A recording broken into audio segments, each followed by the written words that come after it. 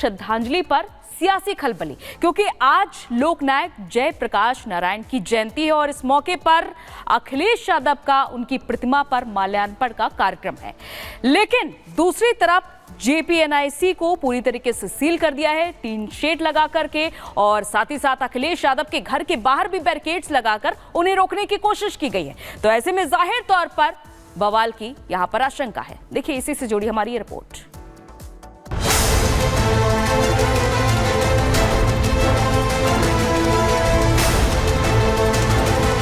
समाजवादी विचारक और सामाजिक न्याय के प्रबल प्रवक्ता लोकनायक जयप्रकाश नारायण की जयंती पर माल्यार्पण को लेकर जंग जारी है।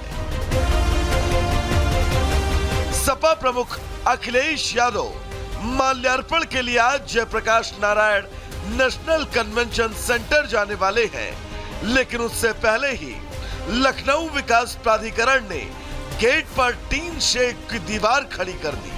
जेपीएनआईसी बिल्डिंग है, यहाँ पर जयप्रकाश नारायण की एक प्रतिमा लगी है, जहाँ पर अखिलेश यादव माल्यार्पण के लिए आने वाले थे, ऐसा मैसेज था। लेकिन आज पुलिस यहाँ पर आई है, टीन शेड यहाँ पर लगा दिया गया है, यानी कि जो प्रमुख मुख्य द्वार है वह बंद कर दिया गया है, और यही मुआयना करने के लिए अखिलेश यादव यहाँ पर आए थे और देख के चले गए।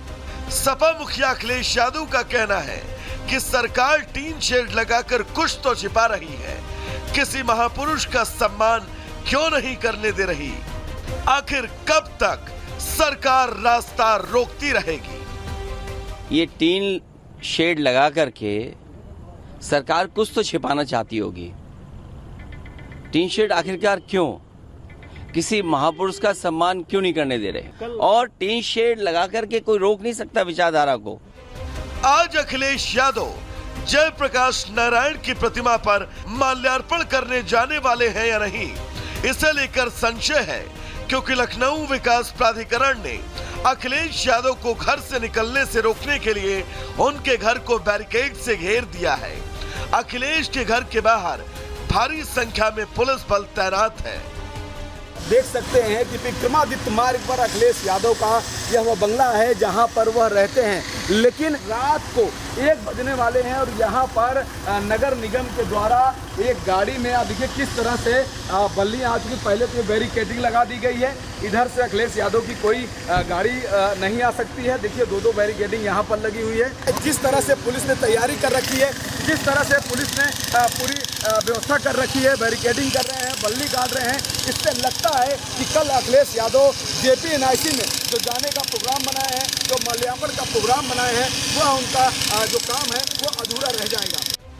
समाजवादी पार्टी के प्रवक्ता सुनील यादव ने बीजेपी को कटघरे में खड़ा करते हुए कहा कि अखिलेश यादव को रोकना बीजेपी की विचारधारा जाहिर करती है।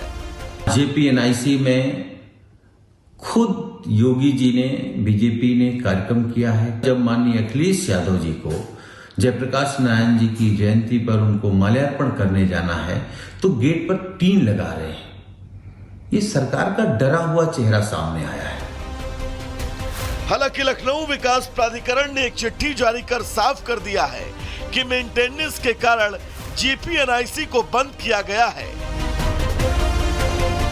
समाजवादी पार्टी के कार्यकर्ताओं का कहना है कि यह सब साजिश है और जानबूझकर बीजेपी अखिलेश यादव की प्राण प्रतिष्ठा को धूल में मिलाने की कोशिश कर रही है। यही हुआ, सरकार उसको चालू नहीं कर पा रही है। ये तो सरकार का काम है कि किसी महापुरुष के स्मारक को और किसी स्थल को सुरक्षित रखे और उसको सुचारू रूप से चलाए। दरअसल पिछले साल भी अखिलेश यादव जेपी को श्रद्धांजलि देने के लिए जेपीएनआईसी गए थे, तब उन्हें इसके लिए अनुमति नहीं दी गई, तो अखिलेश दीवार फांदकर जेपीएनआईसी के अंदर चले गए थे। संभव है आज फिर कुछ उसी तरह का नजारा लखनऊ की सड़कों पर दिखाई दे। Bureau report, Republic Bharat.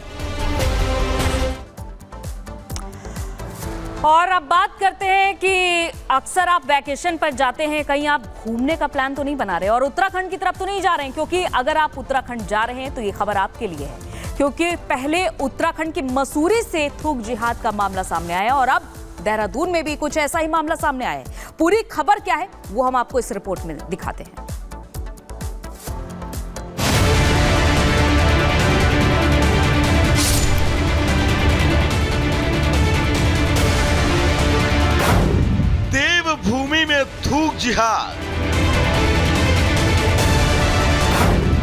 Uttarakhand में कितने जिहादी?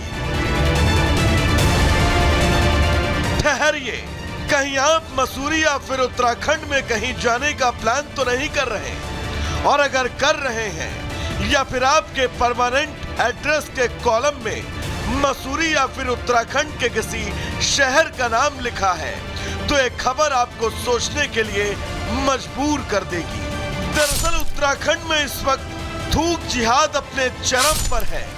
जी हाँ, थूक जिहाद, जहां थूक कर खाने पीने की चीजें आपके सामने परोस दी जाती हैं। और अगर ये खबर सिर्फ मसूरी की थूक वाली चाय तक ही सीमित रह जाती तो शायद सवालों की फहरिस्त इतनी लंबी ना होती।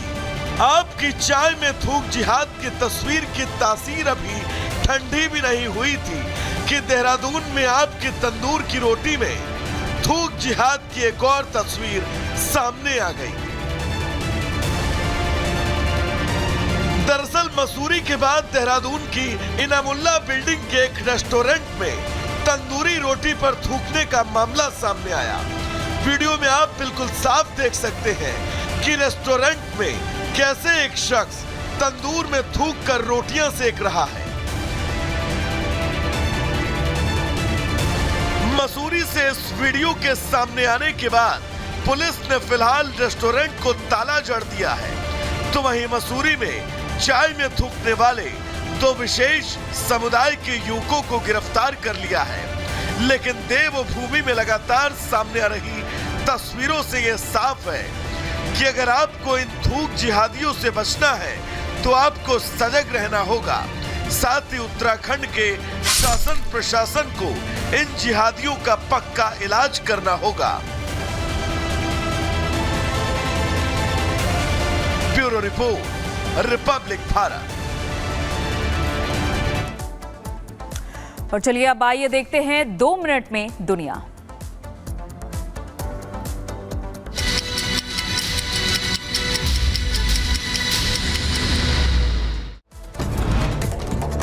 ईरान पर बड़े हमले करने की तैयारी में इजरायल। रक्षा मंत्री योआव गैलेंट का बयान, घातक और सटीक हमला करेंगे। इजरायली मीडिया का बड़ा दावा, हिजबुल्लाह के रक्षा मंत्री वाकिब सफा पर हमला। नसरल्लाह का करीबी है वाकिब सफा। इजरायल ने लेबनान की राजधानी बेरूत में हमला किया। बेरूत में रिहायशी इलाकों पर ताबड़तोड़ बरसाए बम।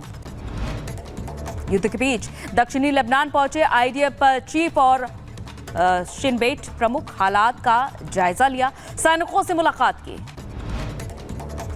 जर्मनी के चांसलर ओलाफ स्कोल्स ने घोषणा की, इजरायल को हथियारों का निर्यात बढ़ाएगा जर्मनी। लेबनान के बेका पर इजरायली हवाई हमले में 4 की मौत और 17 घायल। लेबनान में अब तक लाखों लोग हो चुके हैं विस्थापित। और इधर मिडिल ईस्ट में संघर्ष लगातार जारी है, संघर्ष रुकने का नाम नहीं ले रहा है। अमेरिका उठा सकता है कोई बड़ा कदम। हिजबुल्लाह ने जारी किया है वीडियो में दिखाया किस तरह से इजरायली सैनिक उनके इलाकों में चला रहे हैं ऑपरेशन। इजरायल से जंग के बीच ईरान के राष्ट्रपति से मिलेंगे पुतिन। आज तुर्कमेनिस्तान की राजधानी अशबागात में मुलाकात होगी।